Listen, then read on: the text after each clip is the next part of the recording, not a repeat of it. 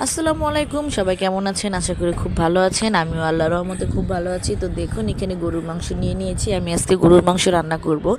তো প্রথমে কড়াইতে তেল দিয়ে গরম মশলাগুলো দিয়ে দিয়েছি। এলাচ, দারচিনি, তেজপাতা এগুলো দিয়ে সুন্দর করে ভেজে নিচ্ছি। তারপর হচ্ছে আমি পেঁয়াজ দিয়ে দিচ্ছি। পেঁয়াজটাও আমি কিছুক্ষণ ভেজে নিব। পেঁয়াজটা ভেজে নেওয়া হয়ে গেলে এই পেঁয়াজের মধ্যে আমি সব ধরনের মশলা দিয়ে দিব।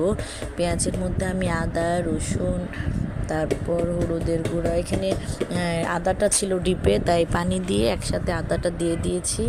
তারপর এখানে আমি হচ্ছে রসুন মশলাগুলো সব দিয়ে সুন্দর করে কষিয়ে নিব।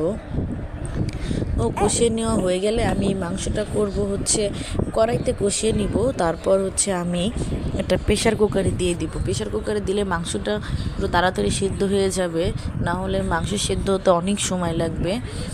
আর গ্যাসের চুলায় অনেক টাইম লাগে মাংস সিদ্ধ হতে। আর প্রেশার কুকারে যদি দেই তাহলে খুব তাড়াতাড়ি মাংসটা সিদ্ধ হয়ে যাবে। এখানে আমি হচ্ছে গরুর মাংসের মেজবানি একটা মশলা আছে, ওই মশলাটা দিয়ে দিয়েছি।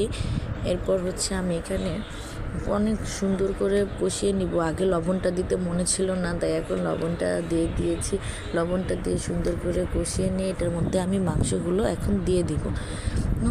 গরুর মাংসের মশলা যত বেশি কষানো যায় তত বেশি মজা লাগে। তো এখানে আমি মাংসগুলো দিয়ে সুন্দর করে নাড়াচাড়া করে নিলাম। তারপর আমি ঢাকনা দিয়ে ঢেকে কিছুক্ষণ কষাবো। তার আগে আমি কিছু কাঁচামরিচ মাংসের উপরে ছিটিয়ে দিয়ে দিব। কাঁচামরিচটা দিলে গরুর মাংসের ফ্লেভারটা একটু অন্যরকম আসে। এবার আমি ঢাকনা দিয়ে ঢেকে দিব।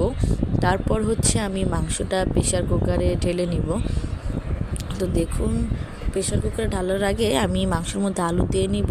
আলুটা দিয়ে কিছুক্ষণ নাড়াচাড়া করে তারপর আমি প্রেশার কুকারে ঢেলব। প্রেশার কুকারে হয়ে গেলে তারপর আমি আবার কড়াইতে মাংসটা ঢেলে জিরা গুঁড়ো করে মাংসটার উপরে জিরা গুঁড়োটা ছিটিয়ে দিয়ে তারপর আমি পরিবেশন করব।